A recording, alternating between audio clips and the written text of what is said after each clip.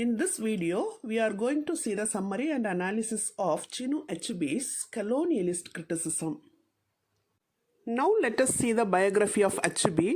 His original name is Albert Chinua Achebe. He was a Nigerian novelist, poet and critic. He was born on 16th November 1930 in Ogidi, Nigeria. He was educated at the University of Ibadan. At first, he worked for the Nigerian Broadcasting Service for some years. Then he became the professor of languages and literature in Bard College, United States. He has received many awards such as Man Booker International Prize, Peace Prize of the German Book Trade, the Dorothy and Lillian Gish Prize, and St. Louis Literary Award. From 2009 to 2013, that is, until his death, he worked as Professor of African Studies at Brown University. He is referred as the father of African literature. He died on 21st March 2013 at Boston, United States. His notable works are Things Fall Apart, No Longer at Ease, Arrow of God, A Man of the People, and Anthills of the Savannah. Now let us see the summary of the text. Achebe's colonialist criticism is an attack on a lingering colonialism in the criticism of African literature by non-Africans. African writers wrote the text for the African people, but the European people analyze it. Achebe strongly criticizes the failure of Europe to understand the African literature on its own terms. He unveils a sense of superiority found in colonialist criticism and analyzes the African literature on its own terms. Achebe discards the concept of universalism as a mere attempt to write like a Western author. He believes that every literature should try to represent things that belong to its people and must relate to a particular place. Instead of universalism, Achebe stands in favor of localization. He criticizes African and British critics for ignoring the particularity of the African experience and praising universality. In this essay, Achebe mentions critics like Honor Tracy, Irish Andreski, Charles Lawson, and Philip Allen for their claim of lack of universality in African literature.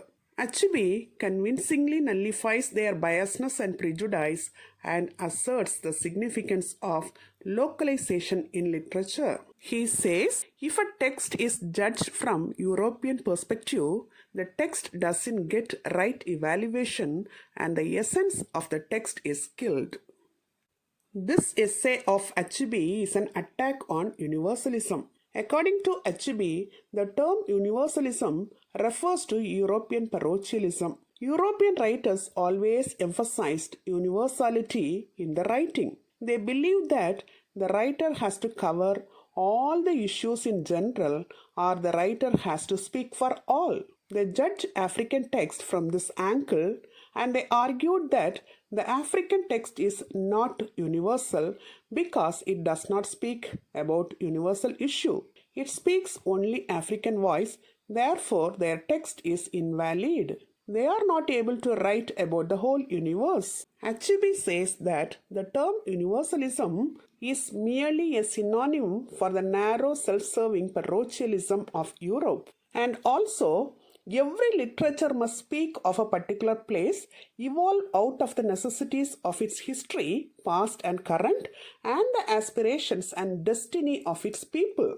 According to Achebe, the term universalism must be vanished.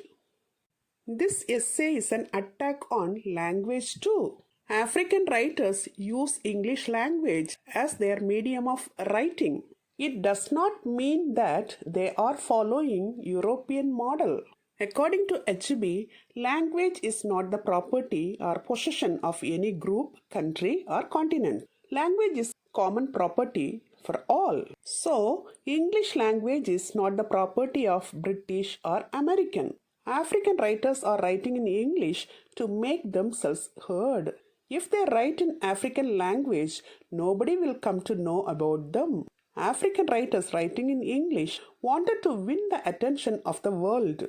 Language is the common heritage for all the people.